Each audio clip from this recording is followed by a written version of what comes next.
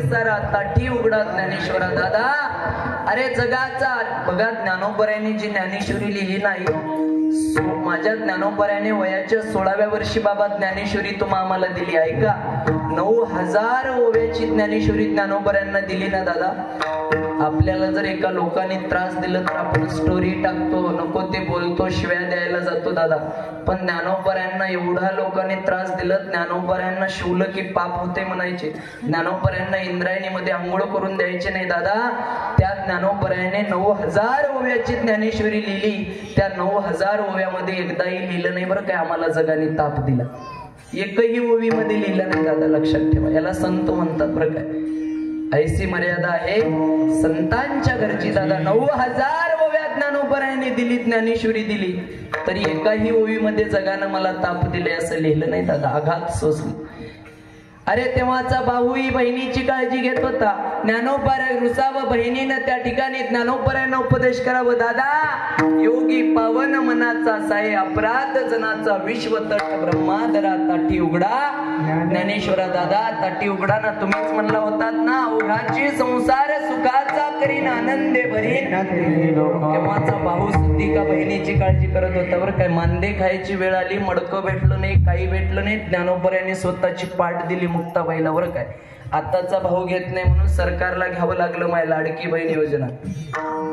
घेतलं ना माय. या लाडकी बहीण योजनामध्ये बहिणीचं साधलं हो, पण दाजी बँकेला फिरून त्याची चपल्याच फाटली महाराज. बेजार झाला दाजी. लक्षात घ्या.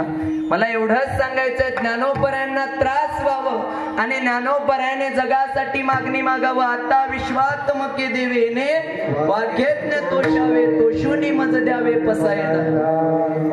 आपल्याला जर त्रास झाला की आपण लगेच माय. म्हणून जुन्या काळामध्ये बघा संसार करताना एवढं बारकाईनं लोक संसार करायचे ना बाबा. मुळात संसार करताना शास्त्र सांगतं, बायको ज्याची संसारामध्ये पत्नी अनुकूल भेटली त्याचा संसार चांगला झाला. बघा ज्याला संसार चांगला करता आलं त्याला परमार्थ करता येतो. आणि ज्याचा संसार जर फेल गेला ना बाबा त्याला परमार्थ सुद्धी का फेल जातं बरं का. सगळ्या संतांनी ज्याने श्रीमद भागवत महापुराणाची 18 पुराणाची निर्मिती केली ते महर्षी व्यास बरं काय. वयाच्या अर्ध्या आयुष्यामध्ये संसार केला बाबा. 12 वर्षानंतर मुलगा झाला. 12 वर्ष आईच्या गर्भामध्येच मुलगा होता बरं काय. ब्राह्मणाची पोरं एका खेळाशी भ्याले. 12 वर्ष होता व्यासांचा मुलगा, त्याचं नाव आहे शुकदेव बाबा. 12 वर्ष आईच्या गर्भामध्ये होता. लक्षात ठेवा. मला सांगायचंय संसार करेपर्यंत परमार्थ कळत नाही बाबा. तुकोबरायांची पत्नी ज्यावेळेस तुकोबराय भजन करायला, नामस्मरण करायला भंडाऱ्या भालचंद्र डोंगरावर जायचे ना, मालकाला विचारायचे, मालक कोणत्या डोंगरावर भजनासाठी जाता कळत नाही, जरा सांगून जात ना. तुकोबराय म्हणतात की जिजे आम्ही कोणत्या डोंगरावर जातो ठरलेलं नसतं म्हणे. एक काम कर, मी ज्या वाटेनं जातो त्या वाटेने पावलं पडले असतील, त्या पावलाखालची माती उचल आणि कानाला लाव. ज्या मातीतून विठ्ठल विठ्ठल असं नाव आलं तू त्या वाटेनं सरळ भाकरी घेऊन ये. ही संतांची ताकद आहे महाराज. संतांची ताकद आहे व नामस्मरणाची ताकद आहे. अरे मंबाजी बुवानं तुकोबरायांना कीर्तन चालू असताना येऊन काठीनं मारावं. कीर्तन संपल्यानंतर मंबाजी बुवाच्या घरी जाऊन तुकोबरायाने बाबाचे हात दाबावं. बाबाने विचारलं अपमान झाला नाही महाराज तुमचा. मारल्यानंतर कीर्तनामध्ये बाबा तुकोबराय बाबाला म्हणावं, बाबा मारून हात दुखत असतील म्हणून हात दाबण्यासाठी आलो. याला संत म्हणतात बाबा. जे संत असतात ते शांत असतात, जे श्रीमंत असतात ते संत असतात. नाथरायांच्या घरी किती श्रीमंती होती. भगवंताच्या नामस्मरणामुळे 36 वर्ष जगाचा मालक नाथरायांच्या घरी काम केला बाबा. कावडीने पाणी ज्या घरी चक्र पाणी वाहे, अनन्य भक्ती भावे निळा वंदितो त्याचे पाय, वहू आडू आरती स्वामी एकनाथ माझा. हे लाभ आहे त्यांच्या घरचं केवळ नामस्मरणामुळे दादा. नामाप्रते साधन नाही, साधन नामासारखं नाही. वाल्या कोळ्याला नारदजीनं सांगितलं बाबा आजपर्यंत केलेलं पाप होतं पण आता काहीतरी साधना कर. आता तुझा पाप नाहीस करण्याकरता तुला साधना करावी लागते ती नामस्मरणाची. जे तू करीसे अनेक काही, जे तू आतापर्यंत करत आलेला आहेस तो पाप आहे. या पापातून मुक्त होण्याकरता भगवंताचं भजन कर, भगवंताचं नामस्मरण कर. वाल्या कोळी चालू केला. वाल्या कोळ्याला नारदजीनं राम म्हणायला सांगलं, राम म्हणता आलं नाही, मरा म्हणला. मरा म्हणत म्हणत मराचं राम झालं. वाल्याचा वाल्मिक झाला. जगाला रामायण माहित नव्हतं, त्या पट्ट्यानं रामायण लिहिलं. जसं त्यानं लिहिलं तसं प्रभू रामचंद्राला चलावं लागलं बाबा. केले रामायण रामा आदीवर काय प्रभू रामचंद्राला चलावं लागलं दादा तसं. रघुकुल रीत सदा चली आहे प्राण जाये पर वचन ना जाई. ही परंपरा वाढल्यामुळं पडली त्या घरामध्ये दादा. बाबा राजा दशरथाचं एक केस पांढरं झाल्या झाल्या रामाला गादीवर दादा. आपल्या बापाचे बघा पुराच केस पांढरे होते, अर्धा एकर शेत नावावर. मला सांगायचं एवढं आहे, राजा दशरथाला किती बायका होत्या हो बाबा? 3. 3च माहित आहेत आपल्याला. पुराण सांगते 703 बायका होत्या बाबा. कैकेयी, कौशल्या, सुमित्रा या तिघीच माहित आहेत माय आपल्याला, बरोबर. आता ही कैकेयी कशी भेटली सांगतो तुम्हाला. त्या पोरीचा बाप आसुपती नावाचा राजा एवढा यज्ञ करायचा, एवढा याग करायचा, तपश्चर्या करायचा. आणि मी सांगून जातो, मुळात आमचा वारकरी संप्रदाय म्हणजे साधनेचा संप्रदाय बाबा. वारकरी संप्रदायामध्ये जो साधना करतो, वारकरी संप्रदायामध्ये आचरणाला महत्व आहे, वारकरी संप्रदायामध्ये जपाला महत्व आहे, वारकरी संप्रदायामध्ये नेमाला महत्व आहे दादा. अरे आमचा संप्रदाय अनुष्ठानाचा आहे, आमचा संप्रदाय साधनेचा आहे दादा.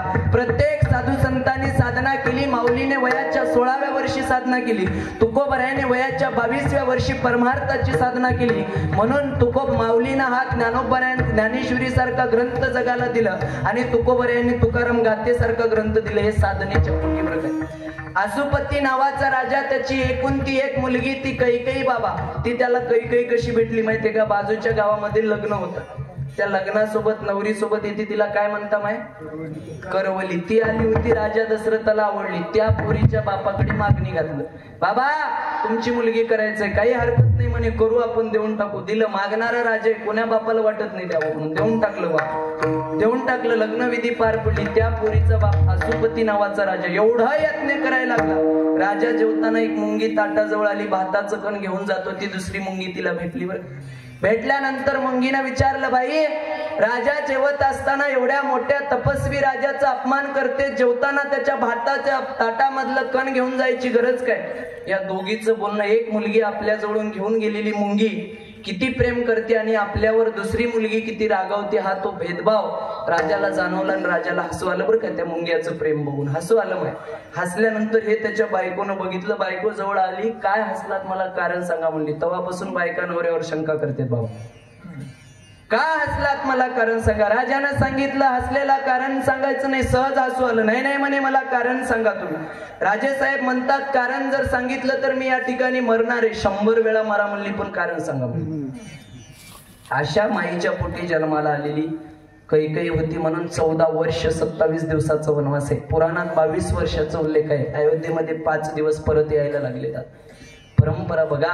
अरे वानेराच्या हाताने उद्धार झालं बाबा, लक्षात. वानेराचं सुद्धी का उद्धार झालं, लक्षात. कशामुळं? नामस्मरणामुळं. वानेराच्या हाताने दगडात तरायचे बाबा. ही बातमी लंकेपर्यंत गेली. मी नामापर्यंत साधन सांगतोय तुम्हाला. अरे लंकेपर्यंत गेली. राजा रावणाला कळाली, राक्षस लोकांना कळाली. राक्षस सगळे एकत्र आले, रावणाला सांगितले, रावणाला, राजेसाहेब आम्हाला काही केलं तरी या लंकेमध्ये राहायचं नाही. का तर तुमच्या शत्रूच्या राज्यामध्ये अयोध्येमध्ये वानेराच्या नावानं दगड तरायला लागलेत. आम्ही पक्ष प्रवेश करणार आहोत म्हणले, आम्ही जाणार आहोत म्हणले. रावण म्हणला, बेट्या हो 15 दिवस एकाच खात्यान 16व्या दिवशी दुसऱ्याला मतदान करते होय, असं कसं जमते म्हणले. नेमकं झालंय काय? काय नाही म्हणले, वानेराच्या हातानं दगड तरायला. मग एवढंच ना, कुंड तयार करा म्हणले. कुंड तयार केलं महाराज. राजा रावण दगड टाकला, पाण्यात तरलो बाबा. बातमी पसरली बरं काय. बघता बघता अरे आपला बी रावण साधा नाही, अरे आपला राजा साधा नाही, त्या राजाच्या हातूनही दगड तरायला लागले. नवरा किती चांगला आहे वाईट हे सगळं बायकोला माहित असते बाबा. इथल्या नाही, आमच्याकडल्या सांगायला पक्क माहित राहते बाबा. मंदोदरी ही चर्चा ऐकली, रावणाला म्हणली, होय काय होय म्हणली, मंदोदरी एवढं सुंदर कोणीच नव्हतं बाबा या जगाच्या पाठीवर. बाबा एवढी पतिव्रता होती, एवढी सुंदर होती ना, सोनं जे आहे ना, सोनं मंदोदरीचं स्पर्श व्हावं म्हणून प्रयत्न करत होता. म्हणून बरं काय, 24 कॅरेट लगेच स्पर्श झाल्या महाराज. एवढं सगळं सोनं होतं त्या मंदोदरी जवळ. एवढी पवित्र मंदोदरी. राजा रावणाला म्हणते, खरं बोला जरा, खोटं बोलू नका. रावणाला, मंदोदरी काय झालंय? काही नाही म्हणे, तुम्ही खरं सांगा तुमच्या हाताने दगड तरले का? त्याने सांगितलं, का तरणार नाही, 33 कोटी देव बंदिवासात आहेत. एवढंच नाही, 80,000 बायका, 1 लाख नातू, 1.25 लाख पंतू, 7 कोटी घर सोन्याचे, का करणार नाहीत माझ्या हाताने दगड? ते बघा, पेटी झाकलेली आहे, उघडायला लावू नका. पेटी झाकलेली आहे, उघडायला लावू नका. त्यांना म्हणला मंदोदरी झाकली मोड. खरं सांगा. सांगितलं मंदोदरी माझ्या हातानं दगड कशाला करणार म्हणे. मी दगड हातात घेतो तो माझ्या नावानं, पण दगड पाण्यात टाकत असताना त्या दगडाला सांगत होतो तू जर तरला नाहीस तर तुला प्रभू रामचंद्राच्या नावाची शपथ आहे. तेव्हा दगड तरला. अरे राजा रावणासारख्या हातानं सुद्धा दगड तरला नाही. कशामुळं? नामस्मरणामुळं. दादा लक्षात ठेवा, नाव घेतल्यानंतर दगड तरला. म्हणून कशाला महत्व आहे बाबा? नामाला महत्व आहे बरं का. नामाप्रत्ये साधन नाही जे तू करीसी अनेक. मग हे केल्यानंतर काय होणार आहे तर लाभ येणार आहे.